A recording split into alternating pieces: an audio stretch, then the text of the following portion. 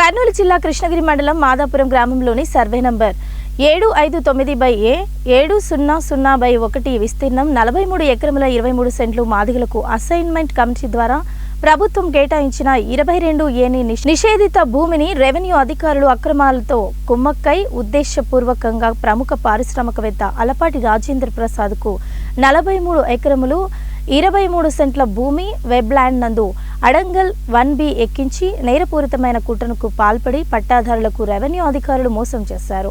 వారిపై criminal case నమోదు చేసి చట్టపరమైన చర్యలు తీసుకుని బాధితులకు న్యాయం చేయాలని కర్నూలు జిల్లా కలెక్టర్ని ప్రజా సమస్యల పరిష్కార వేదికలో కలిసి వినతి పత్రం అందించారు. స్పందించిన కలెక్టర్ పత్తికొండ ఆర్డీఓ గారికి విచారణ జరిపి మాదిగలకు కేటాయించిన భూములకు సర్వేర్ ద్వారా హద్దులు ఏర్పాటు చేసి రిపోర్ట్ను సమర్పించాలని ఆర్డీఓ రామలక్ష్మికి సిఫారసులు పంపారు. కలెక్టర్ రంజిత్ బాషా సిఫారసుల మేరకు ఆర్డీఓ కృష్ణగిరి తహసీల్దార్కి మాదాపురం గ్రామంలోని మాదిగలకు కేటాయించిన అసైన్మెంట్ భూమికి తక్షణమే సర్వే ద్వారా హద్దులు ఏర్పాటు చేసి రక్షణ కల్పించి చర్యలు తీసుకుని రిపోర్టును ఆర్డీఓ కార్యాలయానికి పంపాలని సిఫారసులు పంపితే ఆర్డీఓ కలెక్టర్ సిఫారసులను కృష్ణగిరి తహసీల్దార్ పాటించకుండా అక్రమార్కులతో కుమ్మక్కై బాధితులకు మోసం చేస్తూ చట్ట వ్యతిరేక కార్యక్రమాలకు పాల్పడుతున్నారు.